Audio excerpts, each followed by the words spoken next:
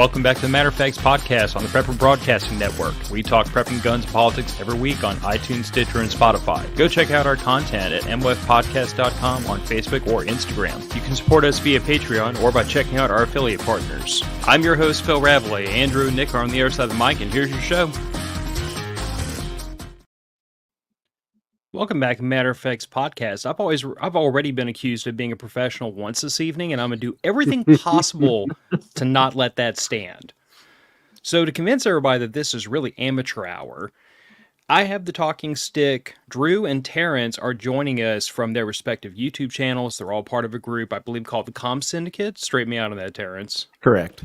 Yep. And I figured tonight would be a fun little meet and greet, get to know them, get to know their content, and in the process, we'll tackle a group topic. This is arguably, I think, the most people we've ever had on this show in 8 years, so if it all goes down in flames, I will have once again proven that I'm an amateur doing this. But real quick... So far, so good. You haven't gone down in flames yet, so... Yet. Yeah, there's always time to snatch defeat from the jaws of victory. Always. Real quick, I do want to thank the patrons who support the show. Y'all encourage my autism and support it, and y'all keep this from being a financial drain, which keeps my wife happy. So thank you, all of you, for all that. And if you don't like the show, blame them, not me. Or you can blame me too, but, you know. Don't blame them. They incentivize you. I mean, I would say encourage. Most of them are in the chat right now, probably already talking smack. Let's see here. I see dumbass Texas redneck. We're here. You were early for once. I know when you get to a certain age, it's hard to be on time for things, but you did good this time. You did. Black powder therapist, the resident taint connoisseur. If you don't know what I'm referring to, you have to get to know him in the patron chat to truly understand the psychopaths that I deal with on a daily basis. And I see Jeff Jag, and I see Raggle Fraggle, and Brian. It's always my fault. I mean, you sound like my wife now. Oh, to be fair, you started this. Yeah, technically I did start this. And 8 years later, I haven't gotten sick and tired of it yet. There you go. Okay, enough smack talking. So, introductions first, and we'll start with our guests, and then I guess we kind of need to introduce ourselves, because even though the listeners know who we are, y'all don't know us very well. So, 1, 2, 3, Rochambeau. Terence, Drew, who wants to go first? I can take it. You're up, Drew. I'm Drew. Kill it. I'm Drew. I have a YouTube channel called The Terminal Element. I'm a paramedic in North Idaho, and I also make videos about radios for fun and as a creative diversion, and I tell some stories every now and then that get about 0 views. But anyway, if you like what I have to say here, stop on by my channel. Nice. God, that was hard to follow. I should have gone first. I'm Terence. I have a channel called the Partisan Comms Group, and I'm a project manager by trade, but I also have a channel that discusses radio topics and things like that. And we're also missing one other guy, Jared from 2 Alpha Solutions, who usually joins us on another channel called the Comms Syndicate. Yep. All right, and I guess we'll just go left to right. Sure. I'd say ugly to pretty, but I'm not going to let Andrew and Nick fight over who gets to be who. But my name's Phil. I'm the host of the Matter of Facts podcast. 8 years ago, I was taking a day off of work, sitting at home because we were dealing with massive flooding across southeast Louisiana. And I was literally watching the freaking news, trying to figure out what was going on around me. And about 70 miles away from me, a river jumped its banks and cut off a whole bunch of motorists on the interstate. And they were stuck out there for, I think, 5 or 6 hours waiting for the waters to recede.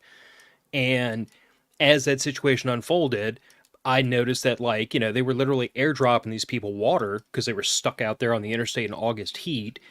And these people had no supplies. They weren't prepared for an emergency situation. I'm surprised they all had shoes.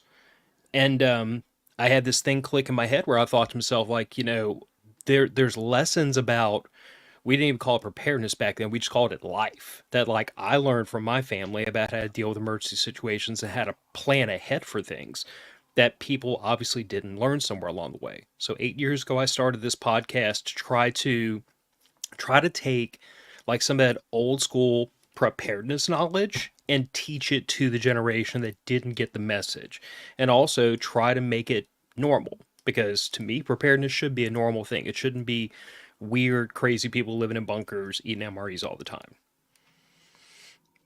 Andrew, you look bored. My name's Andrew. Been with Phil for 8 years because he was desperate for a co-host, and he basically scratched the bottom of the barrel, and I came out. So basically, I like to make Phil have bad financial decisions, whether it's buying night vision from me or whatever. I'd like to try to be a bad influence. So You also occasionally get me ranting and raving and put on government watch lists, but we won't go into that this show. well, you never know. It's still pretty early. If you're And not Nick? on the watch list or two, you're not doing it right. True. I collect all my trading cards at this point. Nick? Yeah, so I'm Nick. I'm a tool and die maker by trade, raised by a family of largely blue-collar tradespeople, machinists, tool makers, heavy diesel mechanics, and stuff like that. So my background is mostly in the trades. You can see a little bit of what I do behind me. I like my job so much I bring it home. That's a 1920s engine lathe. I'm not what people would think of as a doomsday prepper at all. I'm worried about how do I make my life as convenient as possible when bad days happen. I don't have a bunker, don't have a year's worth of food. Got a generator. I got enough food for a couple of months, but nothing insane. No law enforcement experience. No EMT here. Not a soldier. Nothing like that. Just a tradesman. Just the You're just backbone of downplaying America. it so That's we all. don't come to your house. Hey man, there's a lot of fun stuff in my basement. So the lathe behind you, I know you, I guess in a previous episode, you challenged Phil to figure out which levers were needed to operate it. Did he figure that out yet? He guessed correctly that you needed all of them to cut threads. But he's incorrect. You need all but one. Well, one day you're going to have to demo that for us so we all know. Yeah, I could probably maybe one of these days kick a video together about that thing once I get it all totally tuned and running. Right now, I'm making on it some replacement parts to get it back to what it was, brand new. So Where'd you find it? I actually inherited that. This Oh. I'm the third generation of my family to own that lathe. Cool. All right. Yeah. I don't have anything that cool in my house. So It's well, the only reason I'm down here is because the sun comes in through my my office light or my office window and just made the video look terrible. So I thought I'd throw it down come here. on. We're all in our respective areas so we can hide from our wives. You know that. Exactly. Yes. I'm not doing a good job though because she's on the other side of this wall. And matter of fact, she jumped She's in in the the chat a second chat. ago and said, "I'm here." So you best watch yourself. I will. What's the I worst will- she's gonna do? Wouldn't spoon me to death? I mean, come on. She Yeah. would. My wife just texted me on our radio system behind me here and told me now that she wants a bunker, so you have now affected my financial decisions as well. So. So I will say that ever since Andrew's encouraged my own financial malfeasance, the two of us have been working really hard on several friends to encourage more bad decisions. I say bad decisions. Like, you also have to bear in mind that, like, a lot of my background, which I guess is like the first thing I want to go into, just to kind of round out, like, two of you, especially, like, where y'all are coming from. But, like, a lot of my background, because I have a bachelor's degree in business with a concentration on, like, economics and finance and small business entrepreneurship. So, like, one of the things I really harp on with people a lot is budgeting and controlling your debt and like planning ahead for retirement and stuff you don't hear a lot about in the preparedness community. But to me, I always go back to this idea that like I have a 401k in case the world doesn't end and I make it to 65 and I don't want to work till noon on the day I die. I have money in a savings account because as long as cash has value, the savings account and having liquid cash is a good idea. It's like this. To me, it's this natural cross section of I'm applying preparedness principles to, I say, real life, but you do get a lot of people in the preparedness community who their mind doesn't go there because they're like, well, Social Security is not going to exist, and the dollar's going to collapse, and there's no point saving for retirement because we're not going to make it that far anyway. And then I retort with, but what happens if we do? What happens if we do? I don't want to work until I'm 80. I don't think any of y'all do either. So like that's my background is, classical business degree, but it's also the fact that like I'm a military veteran. I've worked in the trades and I've worked in HVAC and I've worked in auto mechanics. I mean, I worked blue collar jobs all the way through college before I started working more white collar office jobs. So I have this weird cross section of experiences where, like, when Nick puts me on the spot and says, "How do you get this lathe turn threads?" I have no freaking clue. But if you leave me alone with it long enough, I'll probably figure it out. Oh yeah. Yeah, I guess it depends on if you're naturally curious or not. And, that kind of happens with, I guess, Drew, you probably run into people all the time that are interested in radio, and you try and help them out, but they don't really have that natural curiosity to take it to the next step. They have their priorities. Yeah. Well, and I mean, and that's kind of the thing of it, because I know that radio is kind of a big cross section for the two of y'all, but like my whole thing about radio is like, I know people that enjoy it for the hobby, but then I know people who it's a tool in a toolbox. They just want it to work. Their whole thing of it is like, I don't care how to build antennas and I don't care what frequency it is. I just want to be able to press a button and talk to somebody on the other side. So I look at it as, our challenge as content creators then is making content that covers both. Like that person who does want to take it to the next level, and then that person who wants to just use it as a tool in the toolbox. Like if my wife has to learn antenna theory, then radios have no use in this family. I have to, and it's not that she's stupid, because she's not. She's a freaking genius about a lot of things, but that's not something she's going to spend hours upon hours studying like I did, just because I'm curious about it. Yep. Yeah, there's some Like what you different said camps within radio. I mean, Drew, I don't know. Do you fall more in the emergency comms camp than, say, a hobbyist? I think I do too. Well, it's certainly a fun diversion. It's a fun activity, but it's a tool that I use. Our cell phones go down here all the time, and I don't have the money for Starlink plus a mobile Starlink setup and a sat phone, and so this was just a very economical way to, occupy my attention deficit syndrome, and then also have a functional tool that we can use to communicate. Phil, I really like what you said about the 401k. In that regard, everyone who has a retirement plan is a prepper already, right? Yes. But people have been predicting the end of time since the beginning of time. And really, the world hasn't stopped spinning yet. So in all likelihood, it's not going to in our lifetime. So we should be preparing for as if the world is going to continue moving on, just as much as if we're preparing for storms and services interruptions and just building our own resiliency. Mm-hmm.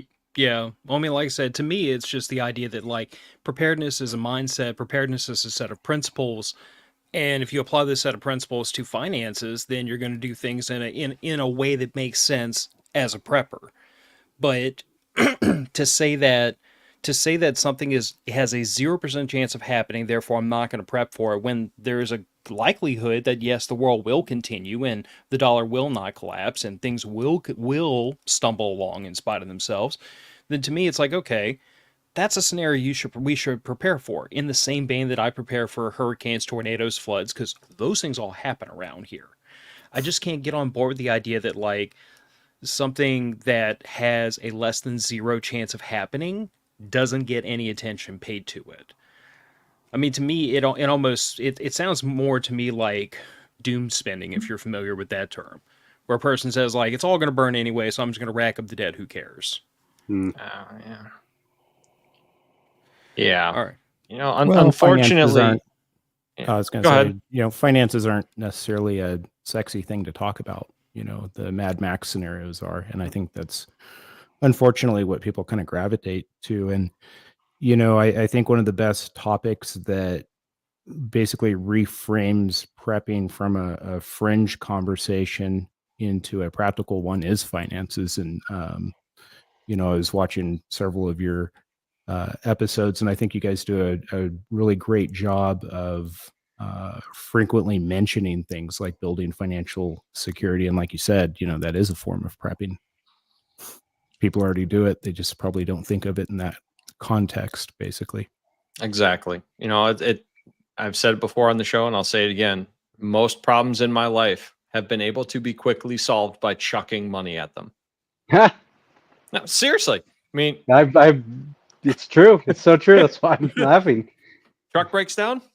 Okay, stroke that check. Throw money at it. Exactly. I mean, we live in a capitalist society, and why not benefit from it? Well, I mean, you don't have to worry. You don't have to hunt and gather every single piece of food you need. So, take advantage. I don't know if you guys saw this a while back. It may have been, I don't know, a couple of years now. But there was an article that I read, and I think it was repeated a few other times through other news outlets. But basically, people don't have enough money, like $500 for an emergency. And,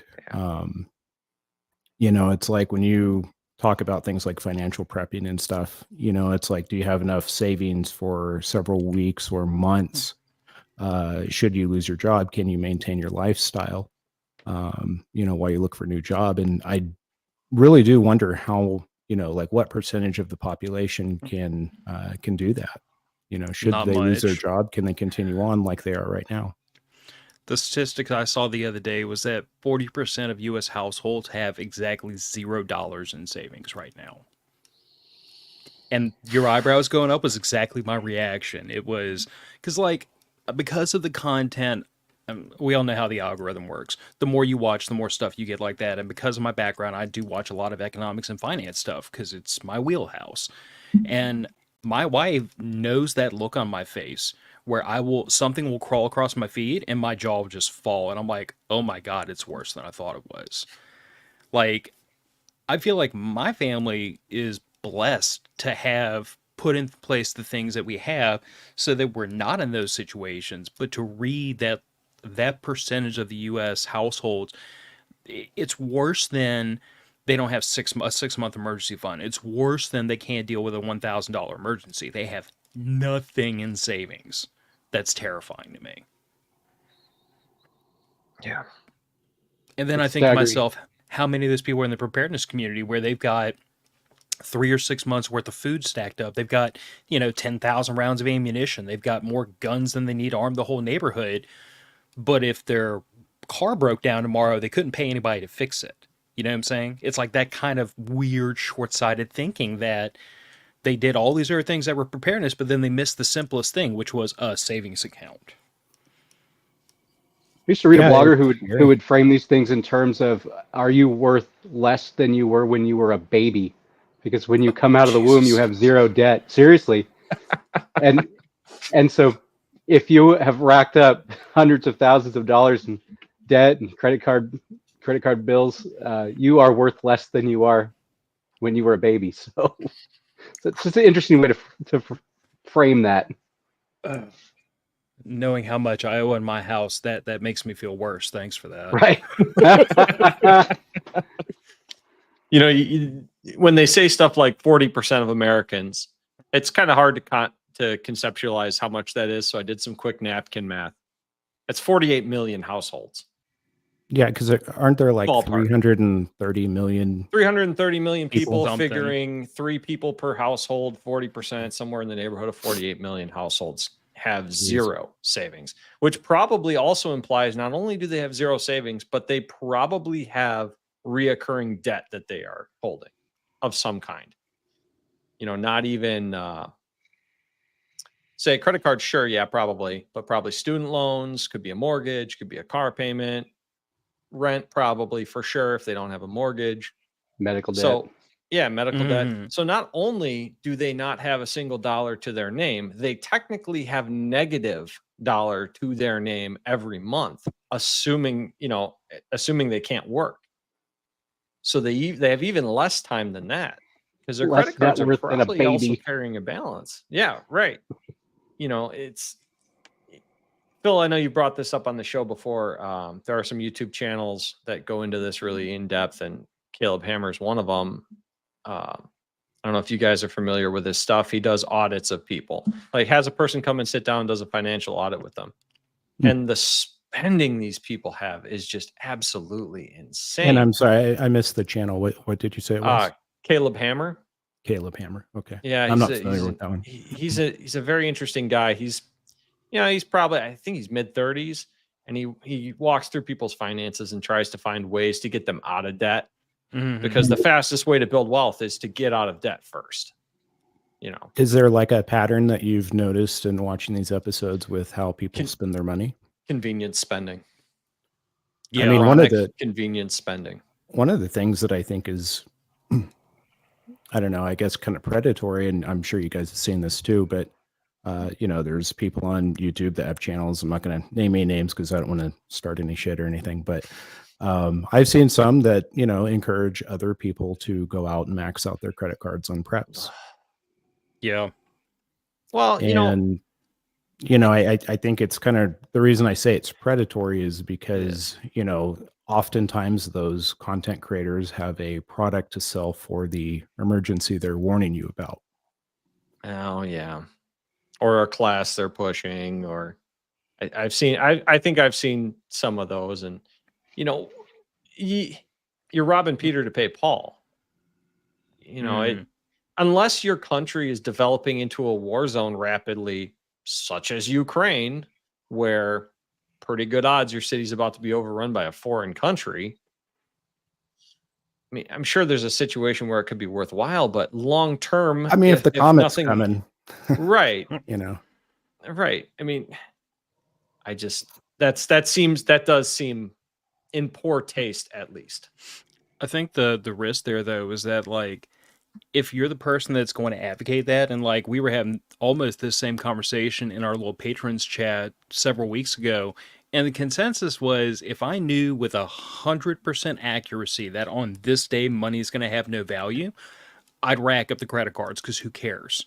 But the problem is you can never have 100% certainty, and everybody agreed that doing that with anything less than 100% certainty was financial suicide, because like you would never dig yourself out of it.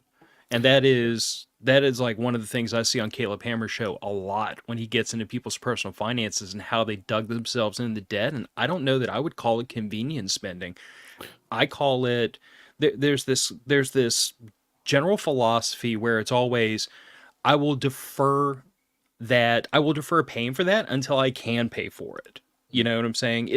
Now there's an argument to be made for like opportunity cost, where it's like I can go in XMAP debt, I can leverage myself, I can take the risk, and it pays off within a certain amount of time with a certain amount of likelihood. But at the same time, I saw person after person develop this trend where people were eyeball deep in credit card debt, eyeball deep in student debt, bought expensive cars. The rule was always, I want stuff now, I'm going to finance it now, and by the time the bill comes due, I'll be able to pay for it. And the first time that gamble didn't pay off, they were screwed. And now they're screwed for years. Yeah, and depending on, when they took those loans out, they're probably paying a variety of different interest rates. So the credit card rate might be 24%, whatever your student loan is, and then whatever the other credit card, you took out, Yeah, for the audience, if you really want to nauseate yourself, go online and like just Google how credit card debt is actually calculated, or how credit card interest rates actually work on a given principal. Google that, apply that formula to like $10,000 in carried principal, and then look at how many hundreds of dollars a month you're spending just to carry that balance. That will be all it takes to convince you to shred your credit cards for life. Well, it's an interesting topic because, you're mentioning this guy that does audits, and, it makes me wonder, do you think that people's style of prepping is influenced by, how they view the, I don't know, social and economic systems they think they live in? Or do you think that it's influenced by other factors? Both.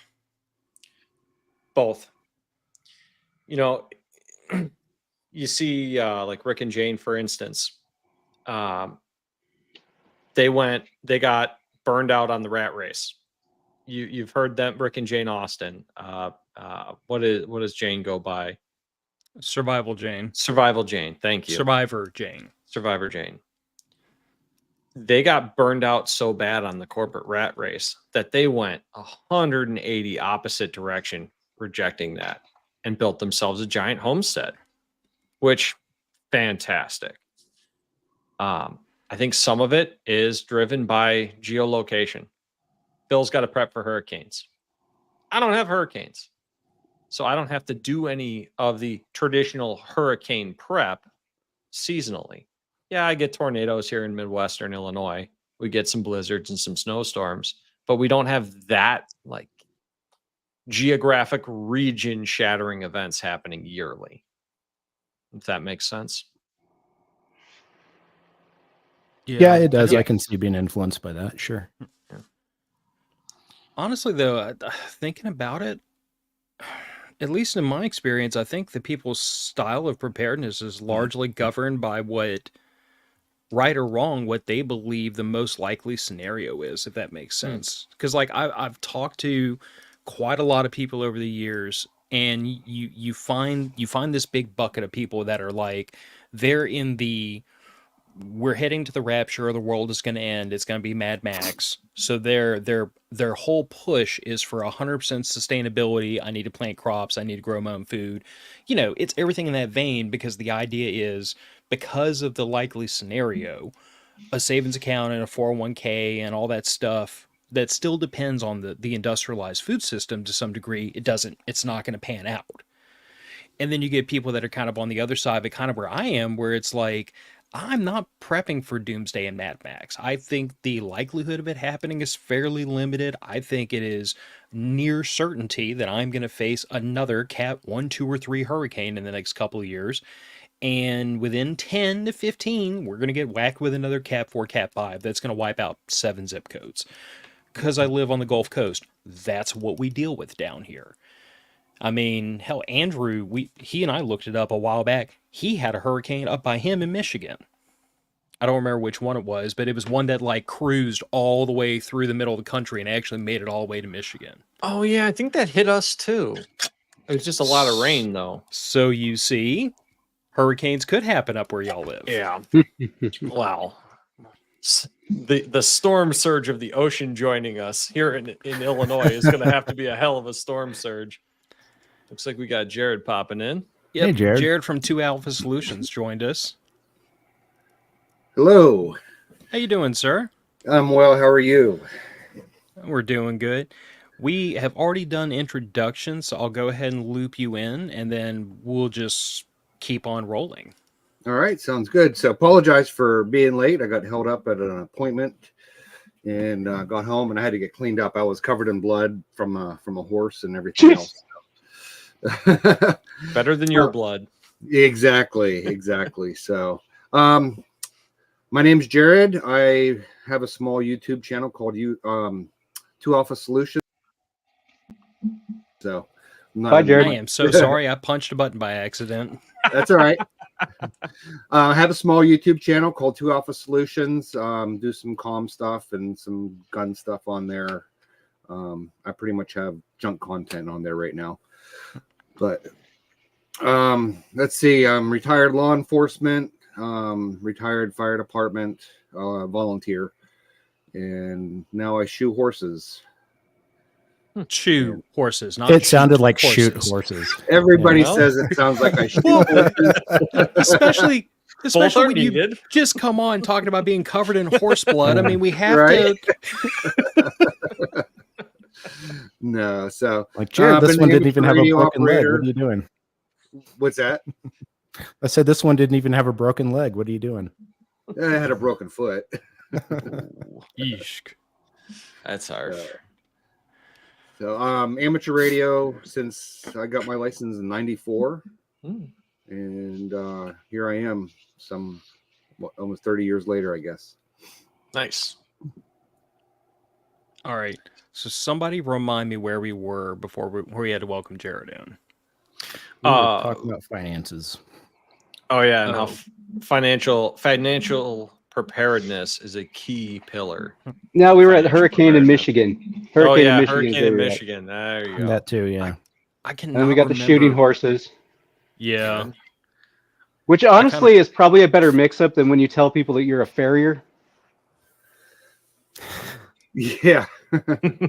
Anyway, Most people don't know what that is, and they come to their own conclusions. yeah. That's all right. I'm assuming somebody that operates a ferry. That'd be a ferryman. Okay. It's a horseshoer. Blacksmith, the horseshoer. Yep. Okay. Yeah. Very cool.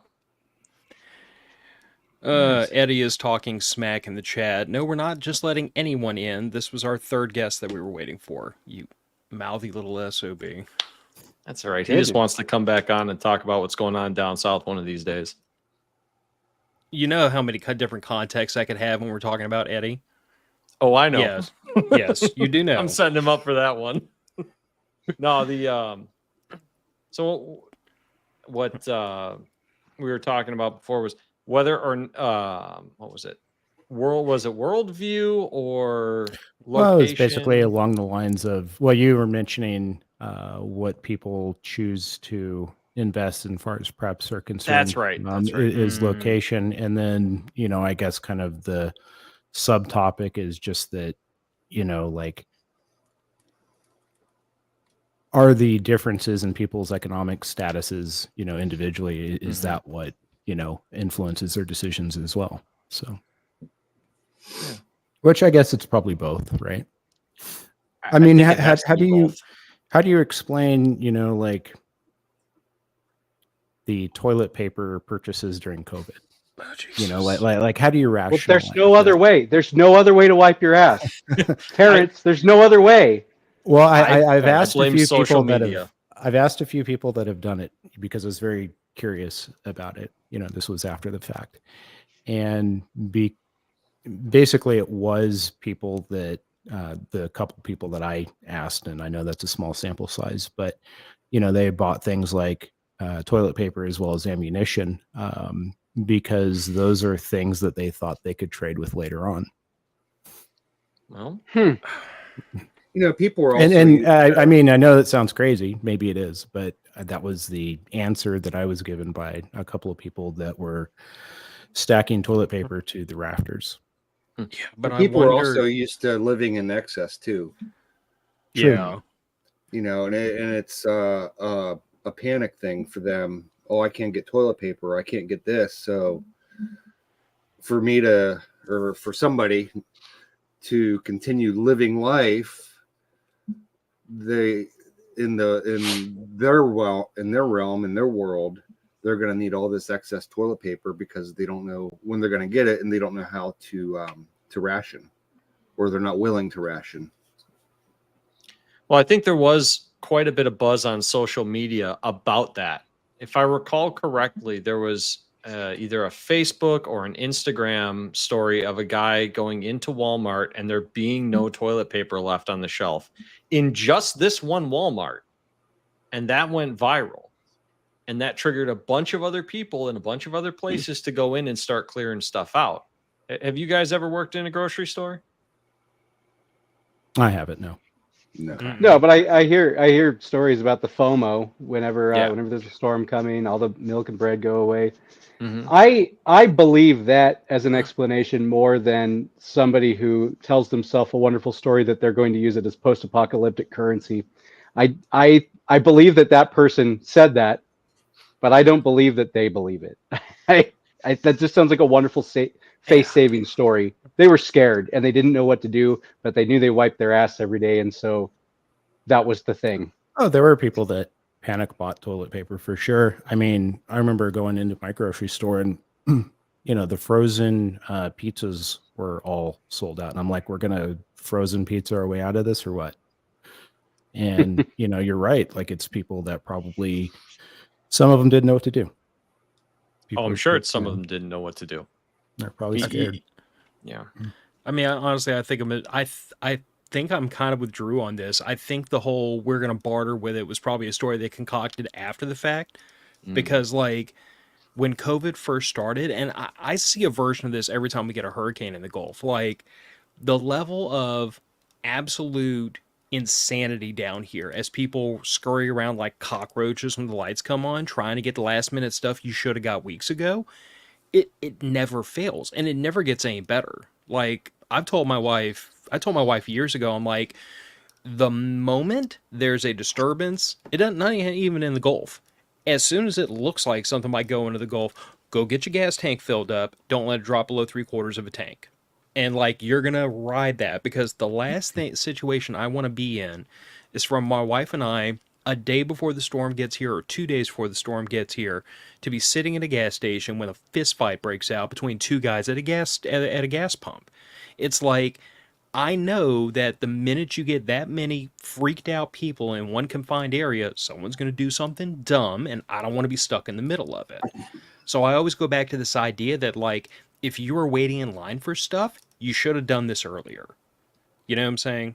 Like Great point. it's not just a factor of I need enough X to outlast the emergency, but I need enough X to outlast the panic right before the emergency happens when everybody's running around trying to get it.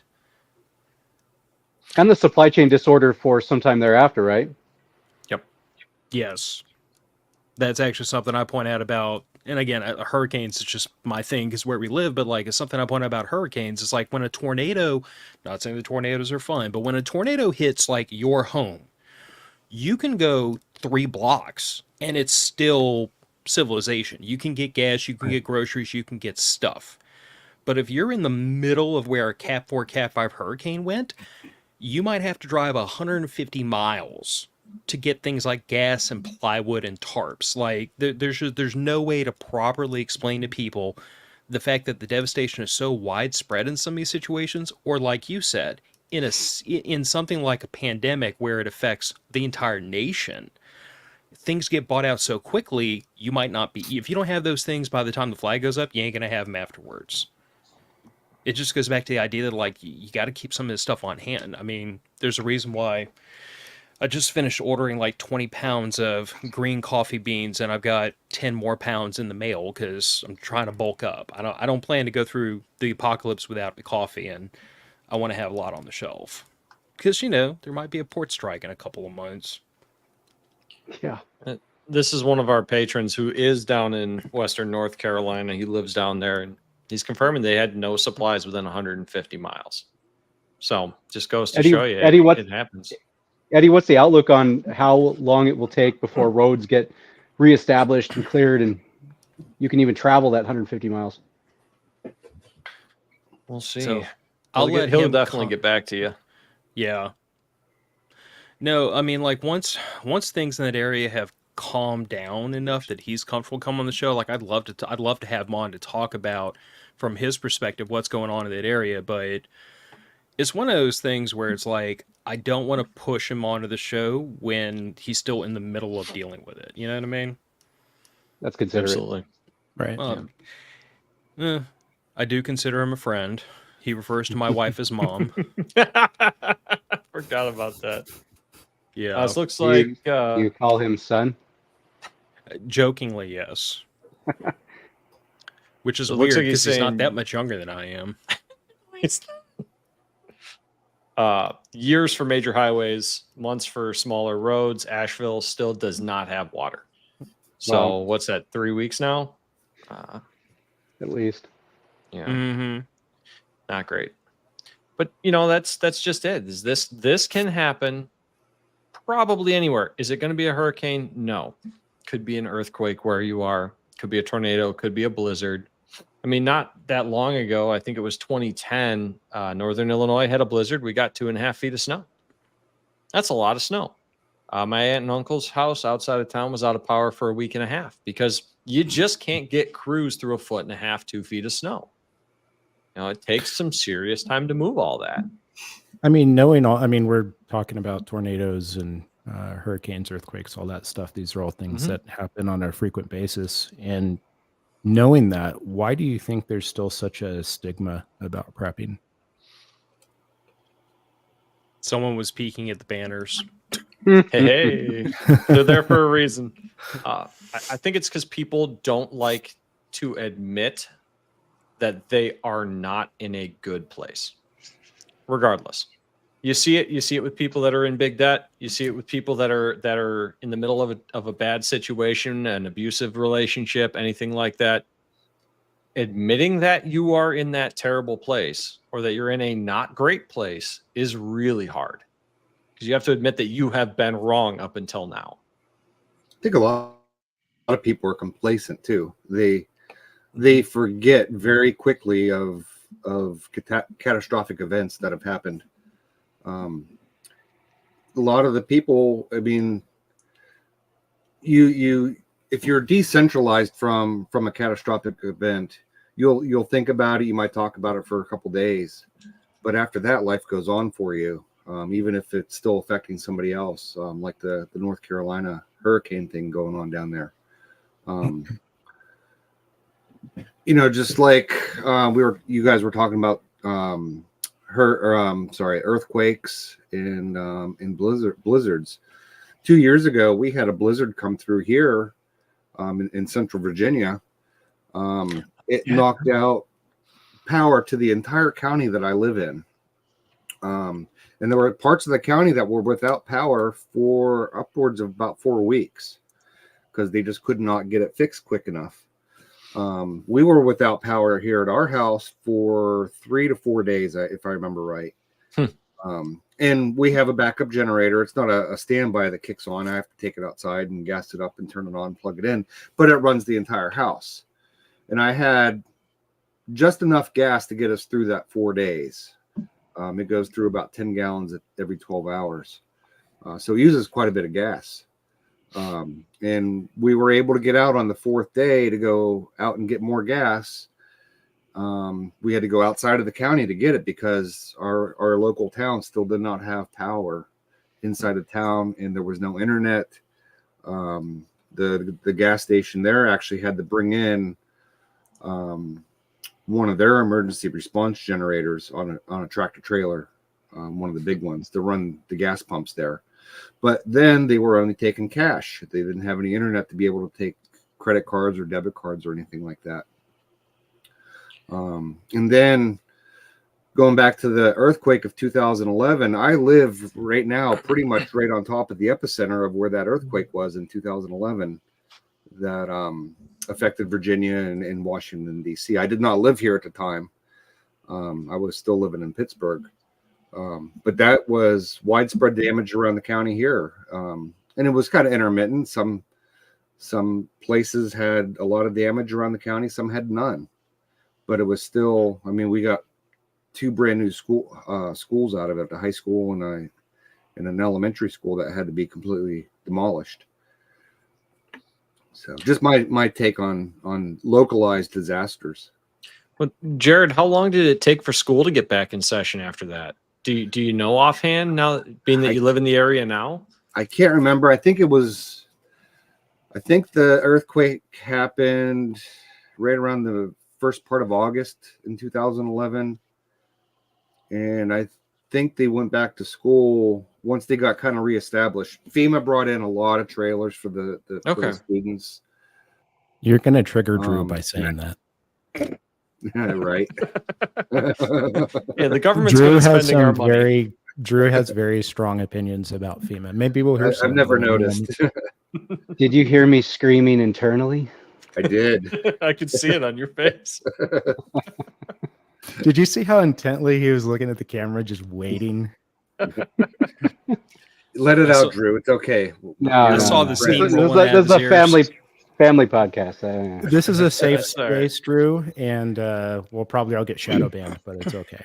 It's fine. All right, I think it was at least a month, maybe 2 months. But like I Okay. said, I didn't live here at the time, so I really can't speak on that too much. I'm surprised it was that quick.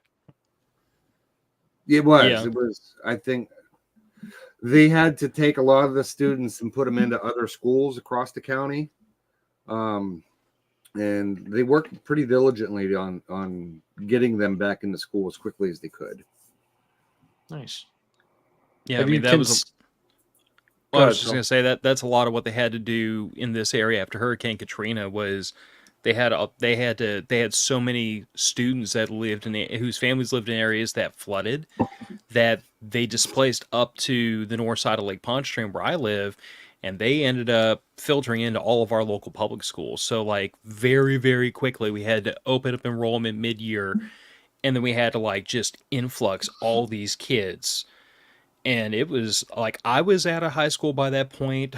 I was actually in Belle Chase with the Louisiana National Guard at the time, but my younger brother was still in high school, and it was chaos. I mean, it was, and that's not to say that like my town didn't get hit by Hurricane Katrina. We were just above sea level instead of below it, so we didn't take it on the chin quite as bad. But you know, Sorry. Go ahead. I didn't see who was talking. I'm going to posit that there is no stigma against prepping. Okay. I'm interested. And here's why I say this. How many conversations have you had with people who then say, I'm coming over to your house when when something happens, right? If you're talking to somebody who's not quite dialed in, they say, I'm coming to your house. We can discuss whether that's going to be welcome or not, but they don't say, ew, you creepy weirdo, get away from me. They're actually intrigued by it. So I think there's a widespread interest, curiosity about it, even amongst people who aren't interested in preparing themselves. What I think we're seeing is not a stigma that prevents people from preparing. I think we're seeing more of the face-saving excuses that we were talking about with the I'm gonna be a toilet paper dealer in the apocalypse. That's not a real. It's not a real thing. It's a beautiful story that they tell themselves. So my friend Jeff, who's a huge fan of your podcast, by the way, let's talk after the show. I'll give you a good well, how much did you buy there, Drew? Speaking of face-saving excuses. Well, anyway, I think I think we're seeing face-saving excuses. I don't think I don't think people are not preparing because of the stigma. So my friend Jeff, who's a huge fan of your podcast, he sent me a podcast of Jack Spirko last year, and he was asking me what I thought of it, and he was talking about amateur radio, and one of the things that Spirko was talking about was that no normal person can pass the amateur radio exam, and that real people have lives and jobs and kids, and so you're not a normal person if you take and pass that test. And that's absurd. I have children and a job, and I have obligations. I have professional certifications I have to upkeep. Somehow I was able to take that test, and my wife, who was feeding our infant daughter in the middle of the night while she studied for the test, was somehow able to pass the technician's exam. So hamstudy.org. I passed the test after a week of dicking around on the internet.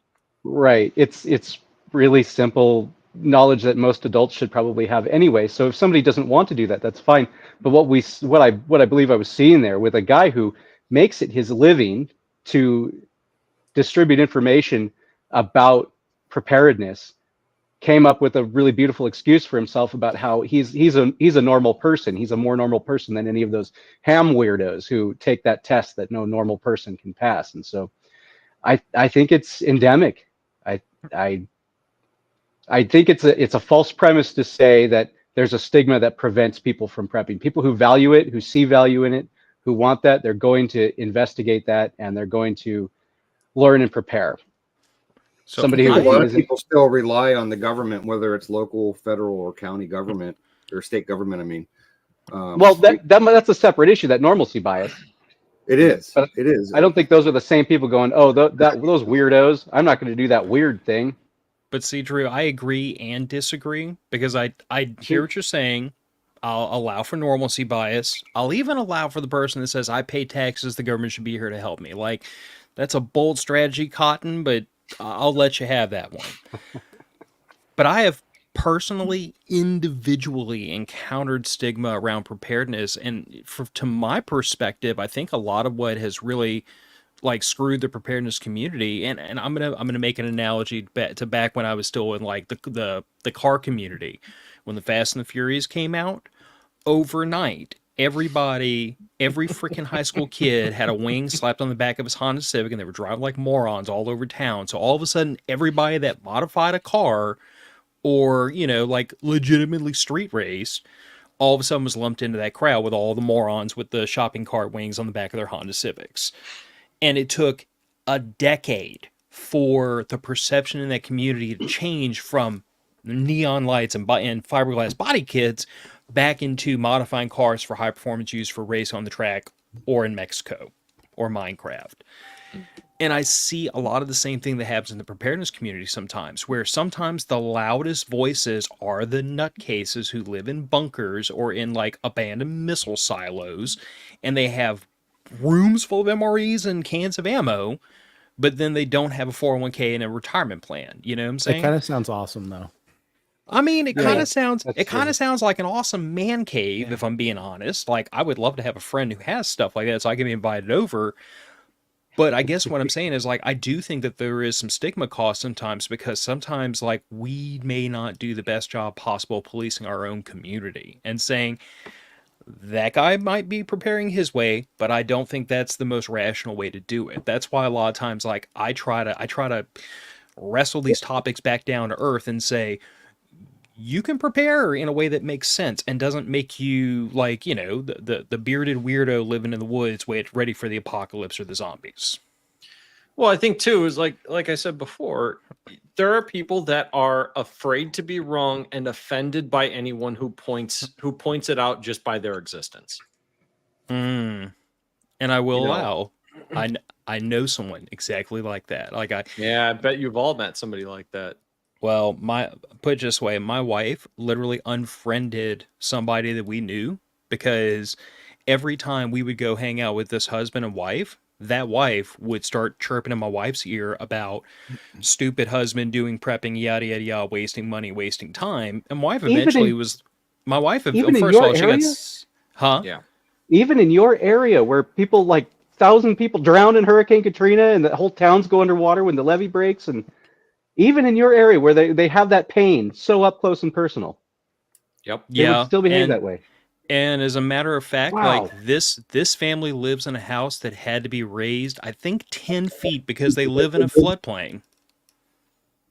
I think what you're And saying ties into a video you guys did, I guess, about 6 months ago, and it was you were talking about basically people shaming others, which is kind of what you're saying. You know, Yeah. like this particular husband's talking about shaming you for being a prepper, essentially. And I think that, you know, in that episode, I think you guys mentioned, you know, there's people in the 2A community that will shame other people, basically. And I think that's where part of the stigma comes from as well, is people just, you know, doing that, unfortunately. And that's part of what's wrong with amateur radio right now, is we do unfortunately have some people that will crap all over you because they don't like the gear you have, or you know, they don't want to share certain pieces of knowledge with you, for instance. And you know, I don't think it's as prevalent as everyone thinks, but you know, it's certainly out there. And I think that also exists with what you're talking about.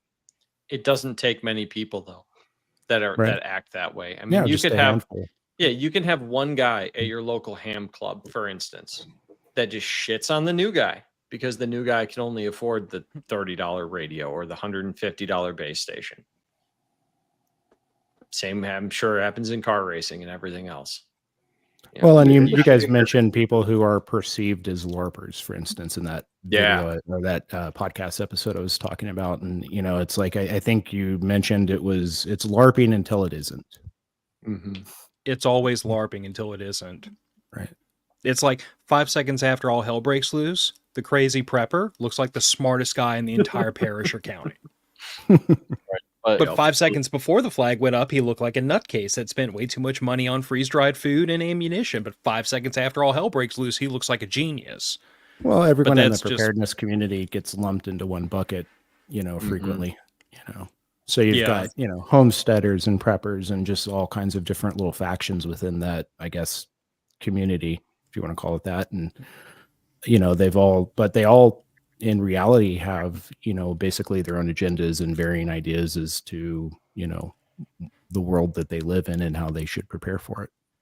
You know, like with the hurricane down in North Carolina, Tennessee, and all that, no amount of prepping would have done a lot of those people any good because it just all washed away.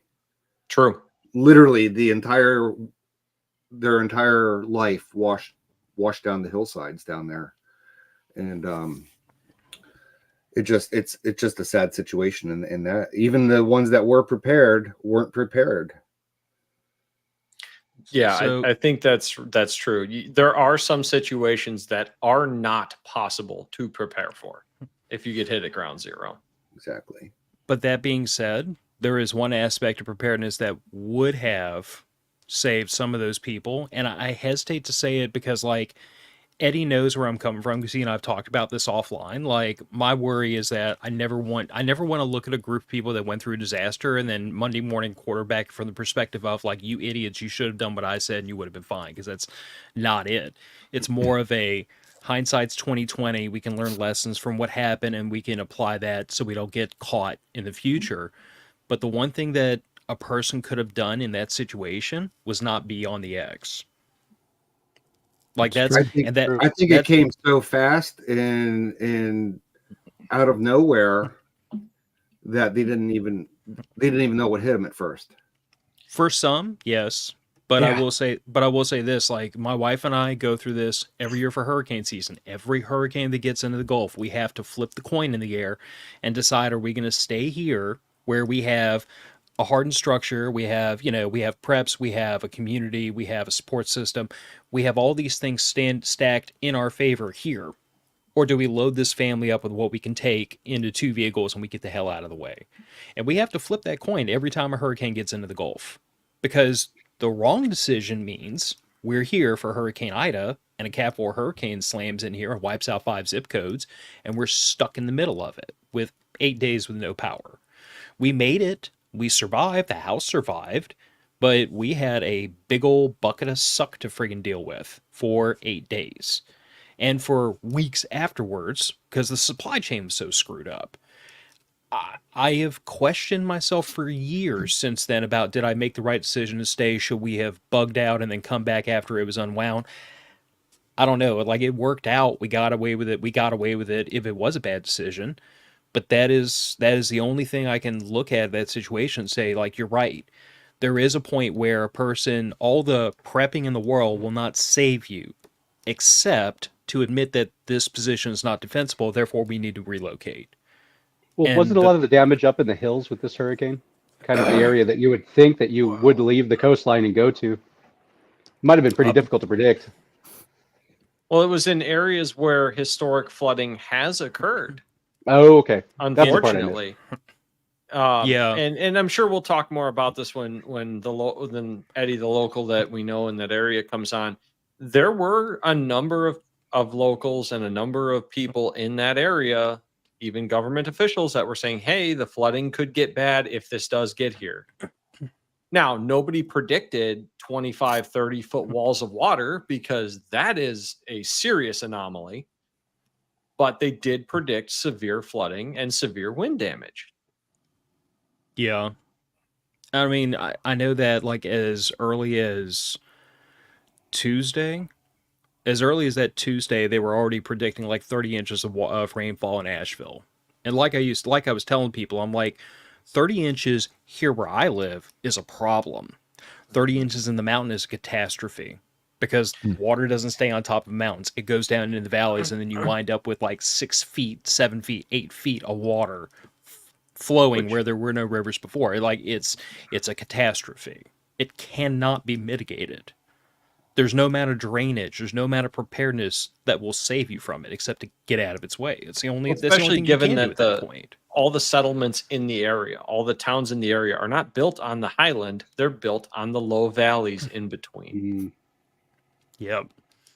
I mean, I'm sure there's probably people that can't escape in certain situations as well. You know, and one of the things that you guys have talked about in the past was physical fitness. And I think that, you know, if you're into prepping, that's probably got to be one of your top priorities, because that could make a dent in whether you survive or not in a situation like that. Yeah. I have a question for you, Phil.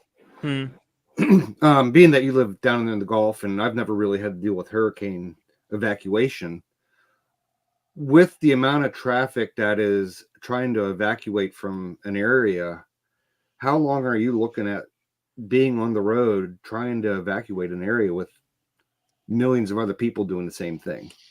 So there's not a direct answer to that question because it is dependent upon when you, like, how far out from landfall the hurricane is. Like, if you evacuate, you could have maybe a 10-15% increase in your evacuation time on road, if you leave 24 hours earlier, or if you leave 24 hours later, it could double the time you spent on the road. Like, I know for Hurricane Katrina, my entire family, and at the time my girlfriend, now my wife, we evacuated ahead of the hurricane. But even by the time we left, like, it took us, it's normally about a 4.5 hour drive to get from where I lived to Southeast Texas, where I had some family, and we were on the road for 10 hours. And that was not unexpected. I mean, it took us, I don't even know how many hours just to get across Baton Rouge, because you had this huge intersection of, like, everyone that was on I-12 coming from the east side and everybody from I-10 coming up from New Orleans, and it all funneled into Baton Rouge and just turned into a gridlock. Right. So, I mean, it's there is no straight answer to that, because it depends. It depends on when you get on the road. If you get on the road early enough, you can make great time and you can get out of the way. And that's kind of that coin flip I was talking about earlier with hurricanes, is that there is a certain point where if you haven't already gotten on the road and got out of this thing's way, it's too late. You will be stuck on the interstate when it comes through. So at that point, you're just kind of committed. And that was kind of where what I was getting to is, not ever being in that situation for having to evacuate for a hurricane.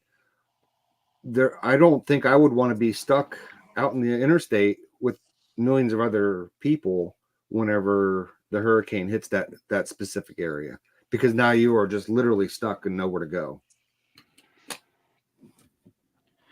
Raggle Fraggle, Sunset Bridge, and Donaldsonville. I actually was coming from Slidell at the time, so I was nowhere near Donaldsonville. Raggle now Fraggle, round is a valid shape. Indeed. Touche. Yeah, Terence, you're right. Fitness is huge. Like I've said before, like I said earlier about being able to stroke a check. Well, sometimes that check might be just your ability to endure the situation long enough. You might have to move fast, or you might have to move for a long time, but you should try to make yourself capable in either aspect. I'm not telling you guys to be an Olympic athlete. Look, I'm as out of shape as most people here. I recently dropped like 60 pounds just because Nice. I got tired of feeling like crap all the time. And you will be amazed at how much better you feel on a day-to-day basis, let alone the benefits in an emergency. It's an investment in yourself, just like retirement is an investment in yourself. Just like having a couple of weeks or a month worth of food laid up is an investment in yourself and your future. Yeah, I totally agree. I mean, you're right. And, I didn't bring it up to, give anyone a hard time or anything. It's no, absolutely not. It's just, I know that as I get older, it's harder for me to recover from injuries and things. I'm 44. So, I worked a long time in construction, and, I don't think I could go back to doing that as a profession. And, even if I got in, killer shape now, and I just bring it up because it's like, you do need to take care of yourself as you get older. Just like you need a savings account and a 401k, and you need to, make those adult preps basically. And your physical health is certainly one of them, because if you die or something, God forbid, you're going to leave your wife and kids, and it's going to be it. Right. And then everything gets harder when your health is worse. Mm-hmm. Especially if you got like insulin dependent diabetes, something like that. Perfect. Which can in some cases be reversed by paying attention to fitness and losing some adipose tissue, and or at least, maybe no longer have to take insulin anymore. You can take a different medication potentially by lessening that insulin resistance. So if not completely reversed, at least mitigated a little bit. How did you lose the 60 pounds? What did you do? Honestly, all I stopped doing was eating candy and drinking soda. That was it. That was really Sugar it. will, yeah. Dude, sugar is the worst, and the cravings for that stuff is nuts. And then, got me and my wife were doing a little bit more outdoors. That's all it really was. A lot of hiking, a lot of kayaking, stuff like that. It wasn't a big change. Cut down from 2 pieces of toast in the morning to 1 with my eggs and corned beef hash. I mean, I still eat a rather extravagant breakfast every morning, but Now, has it shifted into another vice? Like, have you taken up smoking? no, thankfully not. But no, it's one of those things that small changes over time can compound into excellent things, just like with finance, just like with learning a new skill.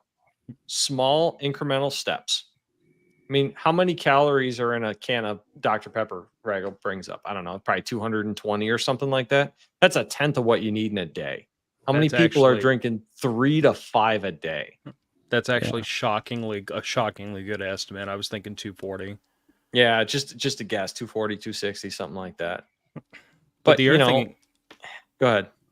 Well, I was going to say, but like the other thing that I think a lot of people discount about paying attention to your fitness and pay attention to what you eat is staying out of the damn doctor's office.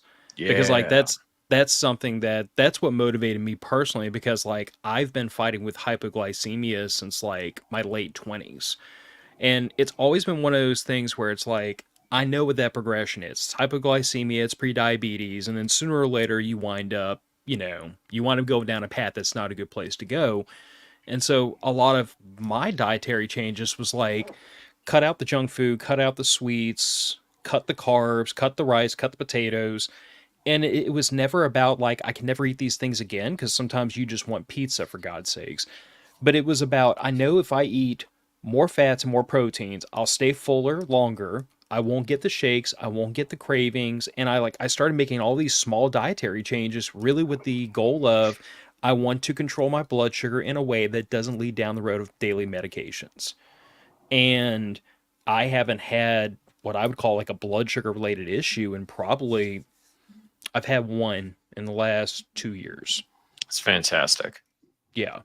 But here's the thing of it is, whether it's I'm overweight, whether it's I eat crap, no matter what the problem is, if you pay attention to your health with the simple goal of I want to stay out of doctors' offices and out of hospitals, like that pays dividends in so many different ways. Even above and beyond like the preparedness community, but just simply the fact that like my goal as I get into older age, being I just turned 42 the other day, but like my goal is to be as capable as I am today for as many years as possible. I don't want to be that guy who's 65 years old and has to pay somebody to mow my lawn, or has to pay somebody to work on my truck because I can't get out there and rip it apart with my bare hands. I want to maintain the same level of strength and endurance I have for as many years as possible, and then I want to fall off to the smallest degree that I can over the years. But I see way too many people my age with twice the beer belly I have and with half the calluses. So I'm just like, I'm not saying we all have to be these blue collar outdoorsy types. I'm just saying, like, a little bit of attention paid to taking care of our bodies to get it to old age it'll help a little. What do you think about the things we see from folks who I think would identify as preppers, where they want to go, instead of maybe focus on health and physical fitness, they want to eat cinnamon to control their diabetes, or take the essential oils? I think that is the exact same kind of person that's going to embrace every get-rich-quick scheme out there, instead of control your debt, pay stuff off early, and live within your means. I think that there's a group of people out there, and they branch across all different communities, where it is they want the lowest hanging fruit, the lowest effort, the lightest lift possible to do what they think will accomplish their goals. And instead of just accepting the fact that sometimes to get what we want involves some pain, it involves some work, and it involves doing without. We were talking about finances earlier, and the one thing that like to me really defines preparedness is this concept of what's called deferred gratification. And that is The marshmallow test. Yes. The marshmallow test.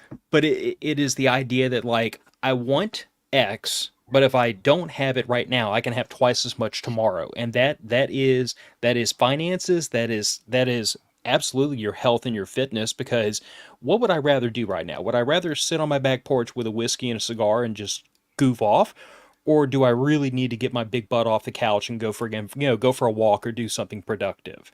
It is just this constant battle of I want stuff right now, or I want easy, or I want leisure, but I know I need to do something else. And I think that really tends to define people in the preparedness community. But like you pointed out, there are those people who they'll eat cinnamon, but they won't stop drinking Dr. Pepper. You can I still don't, have those things as long. I mean, well, I shouldn't speak in for the people, moderation. but well, I mean, Yeah. I'll have things that are guilty pleasures, but I make sure that I earn them. I make Right. sure that I at least work out so many times a week, and I don't mean like lifting weights heavy or anything like that. It could just be going for a walk with the dog. Yeah, go something for a simple. hike. Yeah. Hop in a kayak for a little bit. Yeah. Drew, I think that, like what Phil said, there are people that are looking for shortcuts. And I think that the medical necessities of others enable shortcuts that, at least in their mind, for themselves. And I think that's kind of where it comes into a little bit. Shortcuts are like the cinnamon thing. I'm sure there's some truth to it, but it's gimmicky. Sure. It's very gimmicky, and there's always some truth or some basis in those gimmicks because it worked for somebody else, or they've manipulated it into something that they can work with because it's easy. And it's not always, that gimmick's not always going to work for everybody out there. It might work for one or two people, but for the masses, it's not going to work. In an emergency, it might be a stopgap. Exactly. Yeah. Exactly. Yeah, for sure. All right, guys. Well, let's throw this one last topic. If I could just get these freaking buttons in StreamYard to cooperate with me. Let's throw this one last thing You in need the to get a hopper. stream deck. You do. Please don't incentivize any more bad financial decisions. I'm still Andrew, recovering tell him he from needs last a week. stream deck and be a bad influence on him, please. I will start harassing him in the private chat. Andrew, be He's nice not to a me. pro, so. I am not a professional. I am. This is You rank have run amateurness. you've run a really great podcast so far. You haven't messed up once, but we still have time. There is we're still not done time. yet. We can still lose the audio. So let's go around the horn as we wrap this up and answer the question, like, how do we destigmatize preparedness for everyone? Because I do, and maybe destigmatize isn't the right word. Maybe incentivize preparedness for everyone. But like, how do we make preparedness more universal than I think it is? Because I even have this debate with like my dad. My dad would never identify himself as a prepper ever for the rest of his life. I'd have never heard him call himself that. But a lot of the things a lot of the principles, like, I grew up knowing, I learned from him, because we always had like the box of hurricane food. We always had the batteries for the flashlights. Like, we always did certain things to get ready for hurricane season. I learned all that from him. But then when I jokingly said, like, yeah, you were a closet prepper, he's like, no, it wasn't. And it's one of those things where it's like, I wonder, is it the term? Is it a stigma? Is it a preconception? But how do we make these principles of preparedness universal, so that like everybody, every household gets into this mind frame? 50 years ago, 75 years ago, 100 years ago, this prepper stuff was a way of life for everybody. It's how people lived. I mean, if you didn't stockpile food 100 years ago, and you didn't eat, during the wintertime, or it was very hard to eat. So a lot of this is complacency.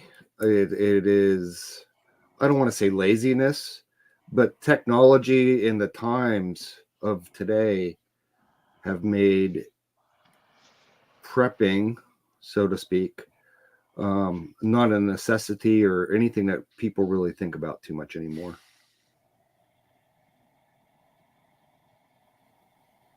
Drew, what are your thoughts? I'm just going to go like left to right, and then we'll loop back around. Sure.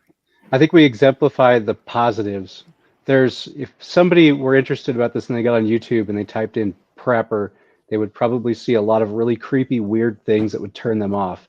And I think we need to reject that. But unfortunately, that's what gets the clicks, right? That's what really generates the traffic, the thumbnails that are terrifying. The doom porn essentially is what it is. People get this dopamine hit from watching these videos that are basically useless. They don't provide any sort of real benefit. They have no educational value. But if we exemplify the positives of being prepared for, like in your situation, Phil, that hurricane that wipes out 150 miles of infrastructure, and how much easier your life is going to be if you just have some basic foresight to prepare for something like that. That is a very real and repeatable situation in those areas. I think that's how we win the hearts and minds of people. We just be normal guys, and we present the positives of, you know, in my case, one of the biggest theme of my channel is communications preparedness. Constantly, the comms are down here, and I'm just a normal guy, and I want to be able to communicate with my family, and I don't perceive that I'm doing anything particularly weird. I've just set up a really neat comms system for my family, and I try to tell stories of positives whenever we have some sort of positive use of that. I was able to help a fellow on the wildland fires this year. I was able to help him coordinate some tender response to another wildland fire by using amateur radio over HF. And so I shot a really quick video about that. I did an interview with him, and we talked about it very positive. It was just normal guys getting work done. And there wasn't any doom porn thumbnail, although I'm sure it would have got a lot more clicks had I stooped to that level. But that's how I think we win the hearts and minds of people. Show them the positives. And I wish more organizations that tried to promote this would do that. I understand that there's the amateur radio emergency service, and they claim to provide a really essential service for communication in emergencies. I haven't ever seen one press release from them talking about a win. I would love to see that. Sell me on why your service is beneficial and why I should participate in this. But I haven't seen it. So they haven't won me over. But well, we hear about success stories here and there, but do we? I can't think of a single one. well, I'm really excited to if hear. you look at the ARL news feed, sometimes they'll post little stories like that. Like there was one where some guy helped save some other guy's life. But I don't know. Every time there's a natural disaster or something, you know, an HF or whatever, it's all people asking for signal reports. Right, and so they had the hurricane net. Very rarely are you hearing it. Go ahead. So I was listening to the hurricane net, and I was waiting to hear like somebody calling for resources for a team or something of that nature. All I heard was people talking about the weather. So if they did do some positives, maybe I just didn't hear it. I'm really looking forward to the after action from that. But promote it.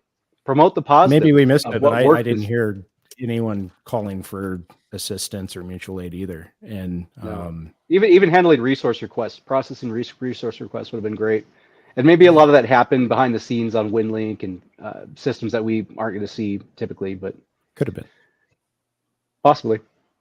But you know, in this type of culture, we don't often just put ourselves out there. We're not often out there for self-promotion, and so a lot of people keep to themselves. So that even is that's a stumbling block to getting the word out there as well. Terence, what you think? I think you're right about normalizing it, Drew, for sure. And I think that one of the ways that you do that is make it relatable. I think, you know, you guys in the Matter of Facts podcast, you do a great job of doing that by, you know, putting it in terms of finances.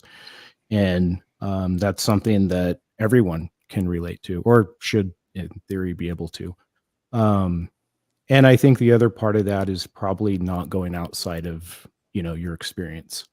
And so I think that's when we see things like Drew mentioned about, you know, some of the fear porn stuff. You know, they're just throwing out videos to get clicks, and they're not necessarily substantive. They're not really informative videos. They're just scaring people. But it's more of an entertainment thing than a an Yeah. educational thing. But certainly normalizing it through making it relatable, I think, is probably one of the keys to success. Nick, what you think? I think a big one that a lot of people will overlook because of the push for OPSEC that you see online is helping your neighbors. We had a nasty ice storm. I mean, it was last winter. We lost power for 3-4 days around me. My neighbor up the hill from me didn't have a generator, so I was shuttling water to and from her house for her and her daughter. Made her life easier. You know what she did? The second we had power back on, she called me up and said, "Who made your generator and how do I get one installed in my house?" Because it made my life and hers, because I had one, so much easier. Now, I don't know if she got one installed. She said she was going to. I believe her. She's a pretty honest gal. But I think, similar to what Drew said, share the wins. Share the wins. Show your neighbors that it's working. My neighborhood has, we're out in the boonies, and out of the, let's say there's 16, 18 houses out by me, better than 2/3 have standby generators.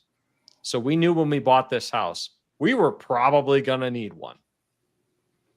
So took a look around, saw what everybody else was doing, thought, all right, I'm not going to be the idiot without one.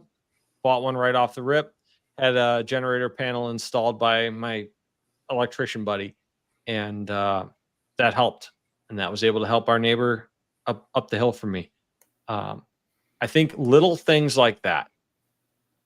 I didn't give her a lecture on why she needed a generator. I didn't give her a lecture on why she was wrong. I said, hey, I don't hear a generator up at your house. Do you need anything? Can I help you? And I was able to help her. It's not doomsday. I'm not going to run out of propane. My generator happens to run on propane, so I can store quite a lot more than I can of gasoline, which is very nice. I approach from a what can I do to help perspective. And I think that broke through to her without a lecture. Because nobody likes getting lectured to. They really don't. What do you think, Andrew? The first thing that we need to get away from is the zombie shows, and I mean, you still hear people talk about doomsday preppers like it was just on yesterday. That stuff was entertainment. Doomsday preppers, especially, it was entertainment, and I think that actually did worse for the prepping community than help. It made people look at the prepping community and have that bad idea of what it entails, because you see these people like the TV show demonized, pretty much did a good job of just demonizing it, made these people look weird, kind of thing. So that's the kind of the stigmatism or stigmatization, whatever the freaking word is. And so the biggest thing though is taking, okay, like, I mean, Uncle Randy again, my Uncle Randy, what's your zombie? He took the Walking Dead and, the whole zombie show, and what's your zombie? I mean, for Phil, it's a hurricane. For me, it's snow. For, Nick, it's something different. Like, and so that's the thing. And that's what cracks me up is back when one of my old roommates I lived with, we had an apartment, Michigan, we got hit. We didn't even get hit with it. It was just the meteorologists were like, we're going to get 17 inches of snow. And people started panicking. We looked at the cupboards. We're like, what are we missing? Whiskey and Coke. So we went to the store, and while people are panic buying bread, milk, cereal, all kinds of other stuff, we walked around. I'm like, I like this whiskey. So we grabbed a fifth. I grabbed a fifth. He grabbed a fifth, and we grabbed some Coke, and we rode out the storm. And we only ended up getting like maybe 8 inches or so, if that. But we ended up riding the storm out, and we were fine. I lived with another friend of mine that we lost power, and both my roommates came home, and I'm making chili, and they're like, well, how are you making chili? We have an electric range. And I go, my camp stove. Like, I pulled my camp stove out and was making chili. So stuff like that, like, and so what's your zombie? And then take that and then normalize it, and how can people relate to it? So, and it's not necessarily saying you guys need to do this, you guys need to have 4 years of food and water and all this stuff set up. It's like, what can I do to get through and make it? Because honestly, if you look at the preparedness lifestyle, like my girlfriend and I, we've been talking about doing next year. We really want to do a garden, get a garden installed at her place, and we were looking at doing some chickens, some meat chickens that in the spring to butcher and put away, and a bunch of stuff. And we're okay. Well, what can we do? I'm unfortunately my smoker broke down, so I had to order a new panel for that. So once I get my smoker up, we're talking about buying some meats, buying all kinds of stuff, and we're gonna smoke it, and then we're gonna put it away for over the winter and stuff like that. Her and I we're looking at getting into, like, we want to get into canning and everything. And so that kind of stuff, it's just like with the groceries, the price of groceries and everything right now, you can take somebody and say, okay, and like with the average price of groceries just an average, just going to the store once for a family of 2 or 3, it's astronomical, like, and it's crazy. And so if you're, and if you sit there and you kind of break it down to them and say, well, if you guys did this and this, well, we live in an apartment. Okay, well, you can still grow food in an apartment. It's a little harder. It might be a little harder, but you can still do it. People do it a lot. And if you, especially the community farming and stuff like that. So just break it down to them and just try to relate to everyday issues that's going on, and just relate to how, if they were to do this one thing, what could it do and how could it make things easier on them in the future? And I think that's how we kind of get through that.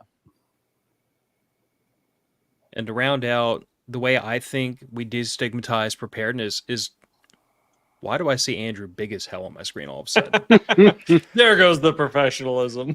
There it went. It was great while it lasted, guys. It was a great illusion while it held out.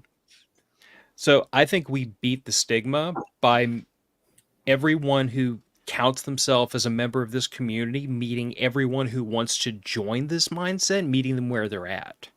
Like, you're going to have those people who, based on, let's say, budget constraints, they can afford this, but they can't afford that. Guide them towards the things they can actually attain financially, instead of pushing them towards the things that are so far out of their grasp they just give up. If you have a person who's concerned about flooding, help them figure out a preparedness plan that accounts for that. If you have a person who, let's say, certain parts of the country, certain social circles might be a little squeamish around firearms, rather than just write them off and say, well, if you don't get a gun, then you're not a prepper, like, meet that person where they are and try to bring them along. You might find that over time, you might bring them more and more into your lifestyle to where they start to regard things they once regarded a certain way differently. Kind of like we were talking about earlier with the ham radio community. That one loudmouth can run off a whole bunch of newbies by telling them, if you bought a Baofeng, it's junk and you shouldn't be here. Or you need to go buy a $200 Kenwood or a Yaesu, or you're not part of the club. As opposed to saying, hey, just so you know, this is good to get your feet wet. Down the road, you might want to invest in better equipment. But for right now, you're in the game. Like, let's figure out how to get this programmed. Let's get you running.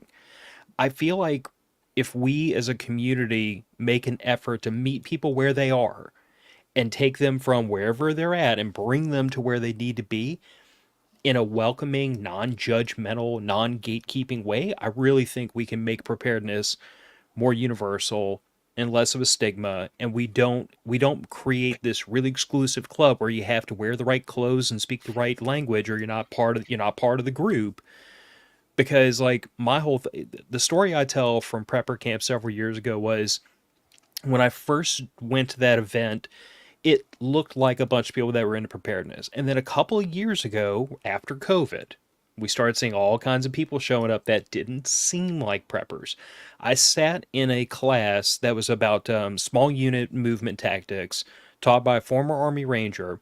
I was sitting behind an older lady, probably in her mid-late 50s, looked like she was dressed to go to a PTA meeting, wearing flats and a silk blouse and pearls. She was taking freaking notes on how to assemble a fire team. The stood out like a sore thumb. No one Damn right. believed. Yeah, but here's the thing of it. No one gave her any crap. No one said a crossways word to her.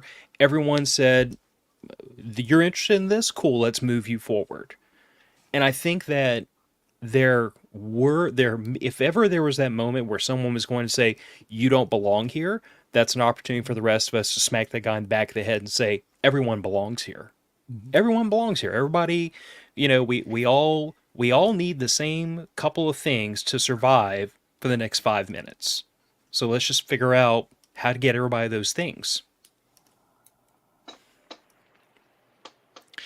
And we only had one booger up on this whole hour and a half long show. I think that's a win. It was good. I think so.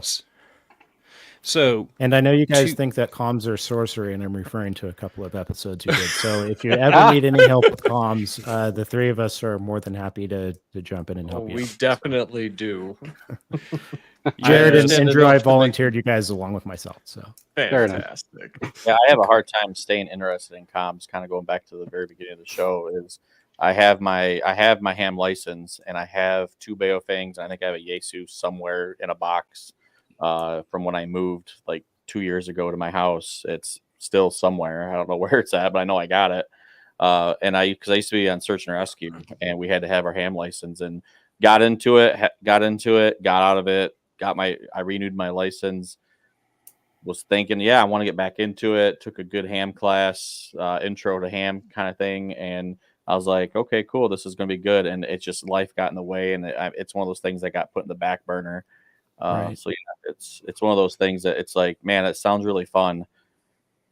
you know, Well, you got the comms- license. That's the hard part.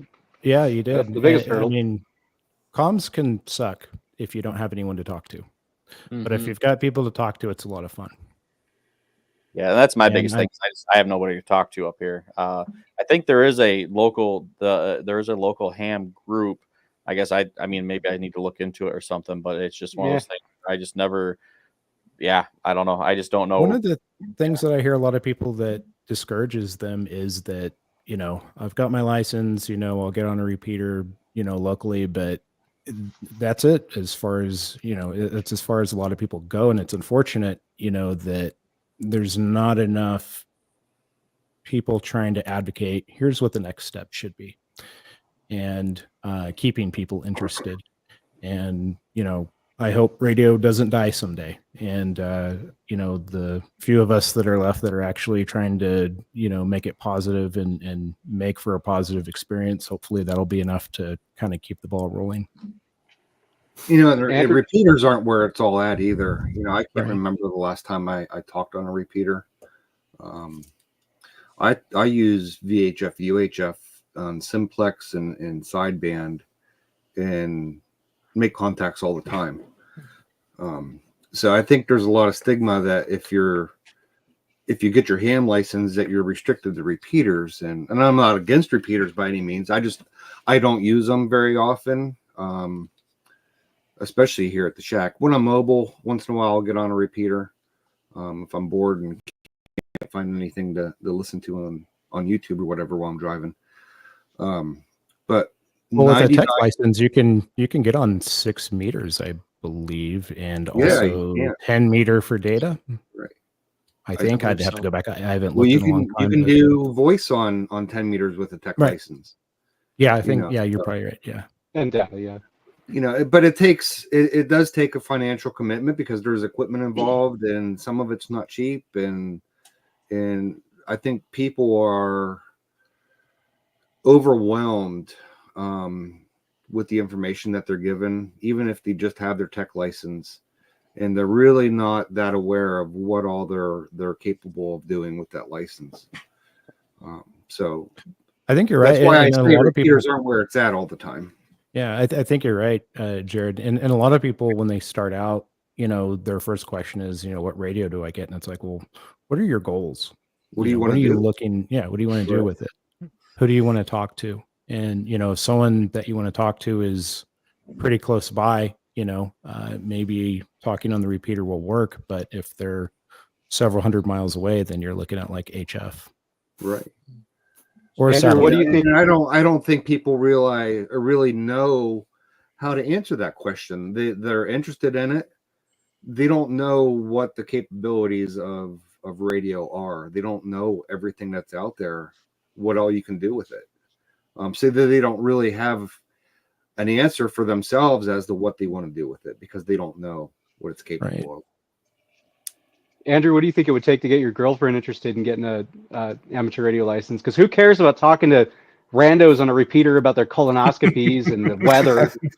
I mean, really, the utility is being able to stay connected with the people closest to us. So, is that something that she'd be interested in? Probably not. I'd have to talk to her. I don't know if she would be or not. But I mean, like my parents, that's the biggest thing. Is I mean, my parents are roughly 2 hours away, give or take, and so it'd be nice to be able to reach them if needed. Sure. And that was one of my main goals is reach them and they, I mean, they don't have like, I mean, I'm sure they could probably get my their ham license. And I know my aunt went through the whole thing and she got her ham license. And so it'd be really good. And she lives next to my, close to my parents. So it'd be really nice to get a system or do something to learn how to, talk to her and communicate in case something were to happen. So We can I just think get a one of the bunch best ways to TMRS learn is repeaters and link them together now. Yeah, What's that? I was going to say one of the best ways to learn is probably just getting into GMRS. And Jared, you mentioned linking GMRS repeaters or something. Yeah, I Is was that what being you said? facetious because there was a big thing about linking GMRS repeaters. There was, yeah. Well, actually, if you go to mygmrs.com, they've got a linked system. There's like a map, or there was. I don't know if they still have it. So But the I map don't know you're if they got a referring letter to- from the FCC or not, but Okay, so since I am very deep in GMRS, I think the map you're referring to is probably not all linked repeaters. It's just their database of repeaters that are nationwide. But I know that like several of the big link systems have voluntarily taken themselves offline yeah. since the FCC is now chirping that it's not permitted.